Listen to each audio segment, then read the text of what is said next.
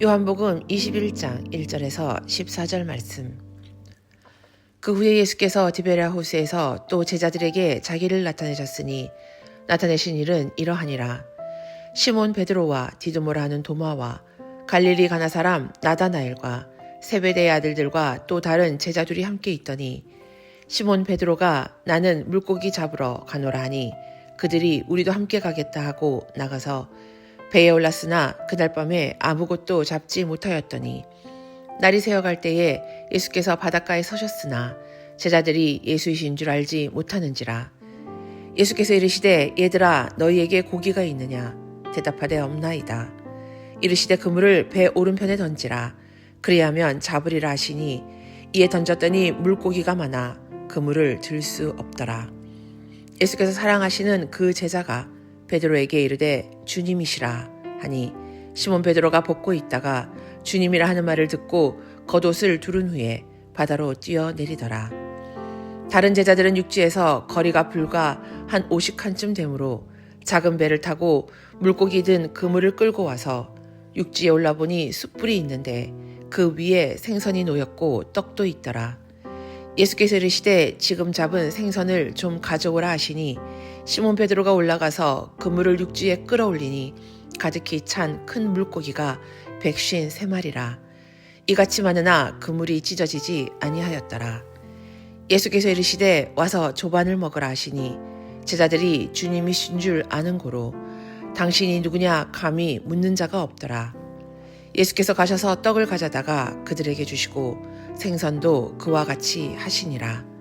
이것은 예수께서 죽은 자 가운데서 살아나신 후에 세 번째로 제자들에게 나타나신 것이. 아멘. 함께 기도하겠습니다. 하나님, 복음으로 십자가의 피로 예수로 진짜 되어가는 믿음 되어가기 원합니다. 하나님, 오늘도 말씀을 통하여 온전하고도 순전한 믿음 허락하여 주시고 그 믿음 따라 살아가는 우리의 믿음 될 수 있도록 동행하여 주옵소서. 이 모든 말씀 예수님 이름으로 기도하였습니다. 아멘. 할렐루야. 우리의 믿음을 온전한 믿음으로 세워주시고 그 온전한 믿음으로 살아갈 수 있도록 함께하여 주시는 우리 하나님의 이름을 높이 찬양합니다. 오늘 우리가 함께 나눌 말씀의 제목은 진짜가 되기 위하여 라고 하는 말씀의 제목입니다. 개인적으로 저는 믿음의 사람으로서 살아가면서 늘 고민하고 갈등하는 것 중에 한 가지가 내가 과연 진짜가 될 수 있을까? 라고 하는 고민입니다. 나의 삶이나 나의 모습을 보면 절대로 나는 진짜의 삶을 살아갈 수 없을 것 같은데 과연 그것이 가능할까? 라고 하는 그 영적 고민이 계속되기 때문입니다. 사실 우리가 예수를 믿기는 하지만 크게 믿음을 분류한다면 두 가지로 구분되지 않을까 생각됩니다.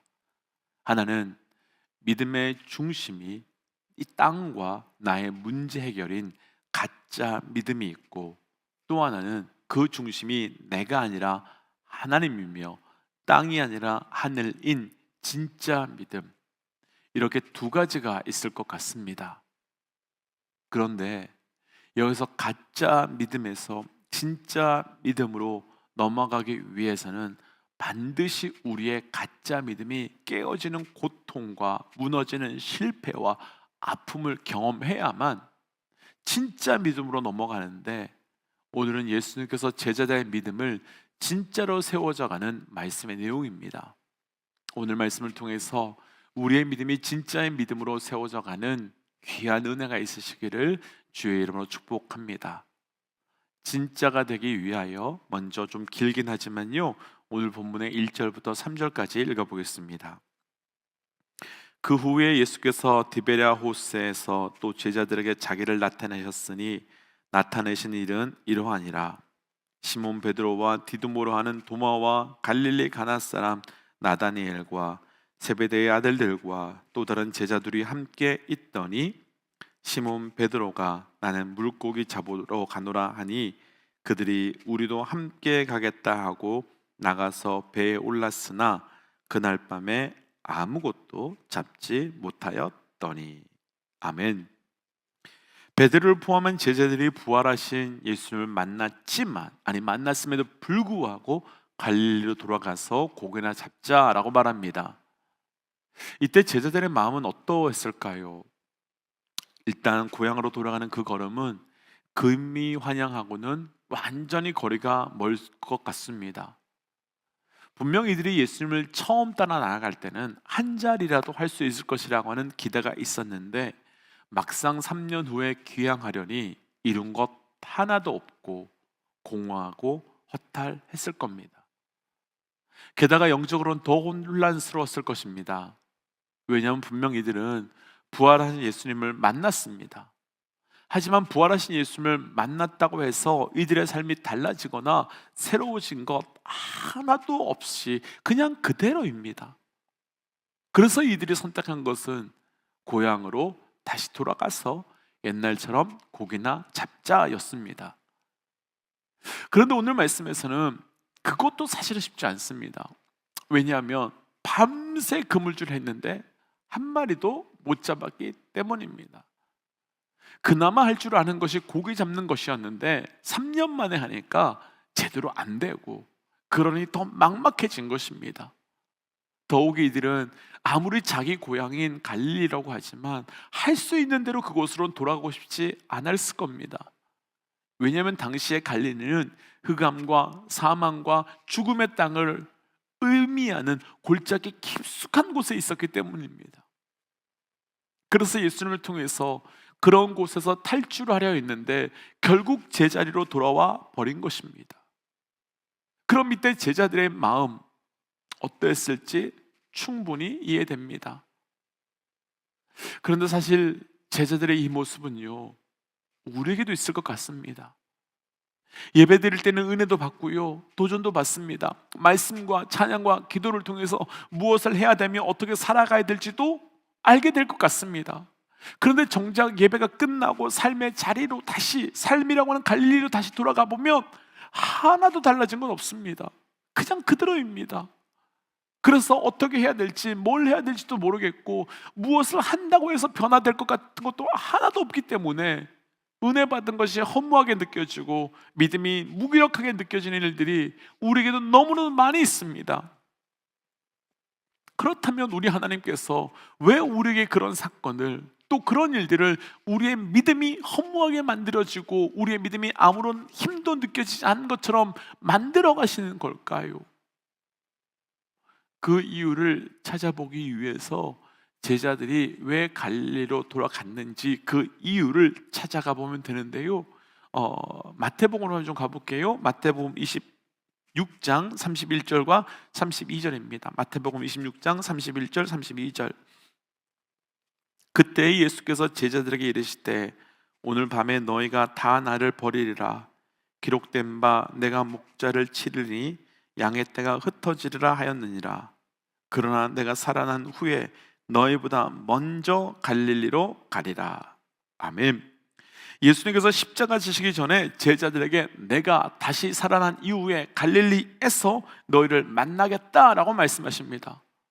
뿐만 아니라 마태복음 28장에서도 부활하신 예수님께서 여인들을 만나는데 여인들에게도 다시 한번 내가 갈릴리에 가서 제자들을 만날 것이다 라고 말씀하셨습니다. 사실 오늘 상황으로만 보면요, 제자들이 부활하신 예수를 만났음에도 불구하고 고향으로 도망온 것처럼, 피해온 것처럼 보이지만 이들이 갈릴리로 간 건 사실 예수님이 그곳에서 너희를 만나겠다고 하셨던 말씀 때문이었던 겁니다. 그러니까 보이는 것은 어쩔 수 없이 도망간 것처럼 보이지만 영적으로는 예수님께서 이들을 갈릴리로 부르신 것이며 보내신 것이지요. 그럼 예수님은 왜 굳이 어둠과 패배의 땅인 갈릴리에서 이들을 보자라고 말씀하셨을까요? 말 그대로 제자들의 길을 살려주려면 많은 사람들이 있는 자리에서 이들을 만나주셨으면 더 좋았을 것 같은데 왜 굳이 돌아오고 싶지 않은 죽음과 어둠과 패배의 땅에서 이들을 만나자고 하셨을까요? 다들 잘 아시겠지만 갈릴리는 예수님의 공생애가 시작된 자리이며 3년 전 제자들은 사람을 낚는 어부가 되라는 부르심과 사명이 시작된 땅입니다.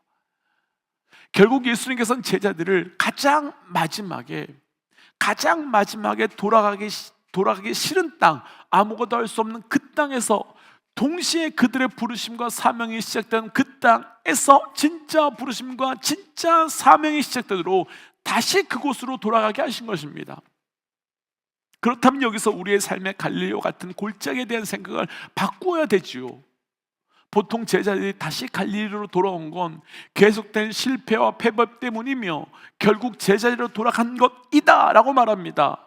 그런데 아닙니다. 그곳은 다시 시작하기 위하여, 제대로 진짜 출발하도록 하기 위하여 예수님이 부르신 곳이며, 오늘 말씀 제목 그대로 한다면 가짜를 넘어 진짜가 되도록 하기 위하여 제자들을 불러 내리신 곳입니다.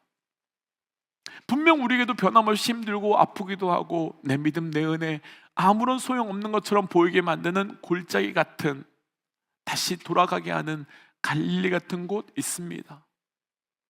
그런데 우리를 다시 갈릴리로 돌아가게 하신 이유는 우리가 실패했거나 잘못했거나 우리의 믿음이 소용없기 때문이 아니라 그곳에서 우리를 향한 하나님의 뜻과 계획이 진짜로 시작되도록 하기 위함이며, 이제 하나님의 산으로 올라가는, 하나님의 영광으로 올라가는, 하나님의 나라로 올라가는 출발점이기 때문입니다. 그래서 도전하기는 우리의 삶의 갈릴리에서 무너지는 것이 아니라 우리를 향한 그분의 뜻과 섭리로 온전하고도 진짜 믿음이 시작되어 가시기를 주의 이름으로 축복합니다. 그래서 예수님께서는 우리를 진짜가 되도록 하기 위하여 사용하시는 도구가 있는데요, 먼저 예수님께서는 빈 그물을 통해서 이들을 진짜로 만들어 가십니다. 자, 본문 11절입니다. 11절. 시몬 베드로가 올라가서 그들을 육지에 끌어올리니 가득히 찬 큰 물고기가 153마리라. 이같이 많으나 그물이 찢어지지 아니하였더라. 아멘. 밤새 고기를 잡으려 했지만 한 마리도 잡지 못했지요. 완전 빈 그물입니다. 마치 3년 내내 예수님을 따라다녔는데 아무것도 없는 제자들의 모습 같습니다. 그런데 그 이후에 예수님의 말씀을 듣고 그물을 던졌더니 그때 가득히 153마리가 잡혔습니다. 왜 제자들은 그렇게 열심히 물고기를 잡으려 했는데 한 마리도 못 잡았을까요? 또 왜 하나님은 그렇게 열심히 사는데, 그렇게 열심히 살았던 그들에게도 아무것도 못 얻도록 만들었을까요? 이유가 있습니다. 결론부터 나누면 진짜로 사는 것은 나를 떠나고 나와 함께하지 않고서는 아무것도 할 수 없음을 알려주시기 위함인 것입니다. 그래서 때로는 우리가 정말 최선을 다했는데도 아무것도 없는 상태를 직면하게 하시는 것입니다. 그런데 이때 말씀을 듣고 그물을 던졌을 때 빈 그물에는 153마리의 고기로 가득 차게 됩니다. 숫자 153, 153에 대해서 해석은 여러 가지가 있지만 그 중에 초대교회의 성사학자였던 오르게는 당시 갈릴리에 잡히던 물고기 종류가 153종으로 153이라고 하는 숫자는 그래서 다 잡았다라고 하는, 모든 것을 잡았다라고 하는 의미다라고 해석합니다. 그렇다면 그 해석을 가져오 본다면 아무것도 없었던 nothing이었던 그물이 모든 것으로 가득 찬 everything이 된 것입니다. 그리고 모든 것이 된 그 그물은 던지라고 하신 예수님의 말씀 때문이었습니다.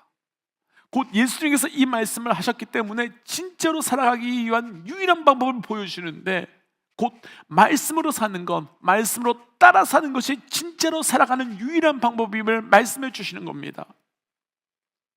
신학교 때 설교학 교수님께서 오늘날 목회자들의 문제는 말씀으로만 충분하다고 설교는 하면서 그것을 믿지 못하는 것이 가장 큰 문제다. 그래서 갈수록 교회는 말씀이 아니라 이런저런 프로그램을 따라하고 있다라고 말씀하신 적이 있었습니다. 우리가 애쓰고 수고했는데 아무것도 없고 비어 있으십니까? 그때는 노력이 부족하거나 기술이 부족하거나 장비가 없는 것이 아니라 말씀에 대한 확신이 없기 때문입니다. 만약 저에게 이 사건이 있었다면 예수님께서 던지라는 말씀에 지금까지도 안 됐는데 될까요? 라고 했을 것 같습니다. 하지만 베드로는 듣고 던졌습니다. 그리고 듣고 던지는 것이 바로 진짜로 살아가는 시작입니다. 지금까지 기도했고 엎드렸고 순종했고 헌신했는데 아무것도 없다면 이제 다시 말씀으로 기도하고 말씀으로 순종하고 말씀으로 엎드리며 헌신하는 겁니다. 도전하기는 말씀을 통해 살아가는 삶을 통해 우리의 믿음이 진짜가 되어가는 믿음으로, 진짜로 살아가는 믿음으로 되어가시기를 주의 이름으로 축복합니다. 그래서 이 시간 주신 말씀을 기억하면서 이렇게 기도하고 싶습니다. 하나님, 내 삶의 끝에서 진짜가 되어가는 삶을 살게 하시고 진짜가 되어가는 삶을 살기 위하여 오직 말씀으로만 살아가는 삶이 되게 하여 주옵소서라고 함께 기도하겠습니다. 함께 기도할까요? 하나님 주셨던 말씀을 붙들고 기도하며 나아갑니다. 아버지, 나의 삶이 온전한 진짜 믿음 되게 하여 주옵소서. 온전하고도 정말 굳건한 믿음 되어갈 수 있도록 주님 도와주옵소서. 그 믿음으로 살아가며 그 믿음으로 따라가며 그 믿음으로 나아갈 수 있도록 영광을 허락하여 주옵소서.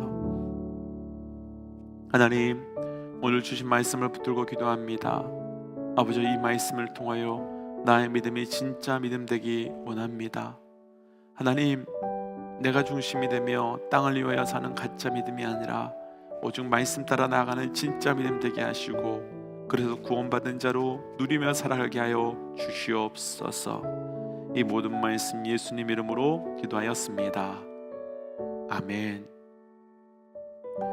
믿음의 동역자 여러분, 우리의 삶이 온전하고도 순결한 진짜 믿음 되어가시기를, 말씀 때문에 그렇게 되어가시기를 주의 이름으로 축복합니다. 함께 선포하고 삶의 자리로 또 기도의 자리로 나아가지요.